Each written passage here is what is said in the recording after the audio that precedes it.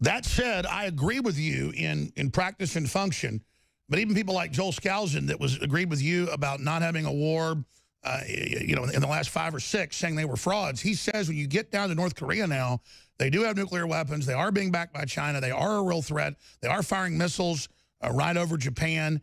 They can test weapons, but doing it in this way, threatening preemptively to blow up the U.S., to say it's inevitable, that's pointing a gun at us and really next-level bravado. It's incredible chicken. And then you have the Clintons, as you know, transferring the reactors, transferring the missiles in the mid-'90s that you and others criticized when you first got back into Congress. And so there's a lot of blame going around here. And then you just have the horrible little communist third-generation dictator fat off the blood of his little skinny citizens. I agree with you, the poor, you know, North Korean slaves and their children. I feel sorry for them. I don't want to have to, you know, nuke the DMZ. But if they do strike us first, I think they may be crazy enough to do it, then it's going to take a major commitment to make sure they can't counter-respond. You're buying into all the garbage that's passed out there by the deep state and neoconservatives and the media. My suggestion very clearly on what we should do is we should allow the South Koreans to talk to the North Koreans. What's wrong with that? They're the ones that have everything at stake, and we don't even allow them to do that. And yet they're willing to. Just last week, the South Koreans, in an effort to break this conflict, they sent a couple $1 million to North Korea to take care of some of the people, the kids that are suffering from our sanctions. The people suffer. We kill people. We killed almost 1 million Iraqis with our sanctions before we went to war. And all these sanctions do is just provoke the bitterness. We need to allow. Why do we prohibit the South Koreans from talking to the North Koreans? By the way, Madeleine Albright. We did that in Vietnam. And the French and Americans did that, and millions of it. Sure. I mean, it's like Madeleine Albright said, 500,000 Iraqi children is a good price to pay with the sanctions. It's probably way over 1 million. Lancet, British Medical Journal, said it was like 1.3 back in like 2007, going back to 1990. And understand, Dr. Paul, I'm just wargaming both sides of the debate. I've not bought in to the garbage that we need to have a war or that sanctions are always the best thing.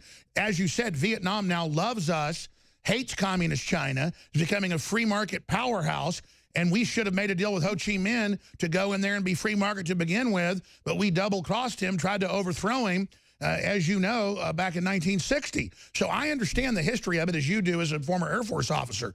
The only thing I'm getting at here is that we can certainly recognize communist regimes are also horrible evils. Just because we have neocon problems here, I mean, certainly this is a great example of how communism is a horrible nightmare like Venezuela. Well, I still think that you're seeing them as a much greater threat. And when I was drafted in 1962 over the Cuban crisis, you know, there was a real hot Cold War going on at the time, but we had danger then.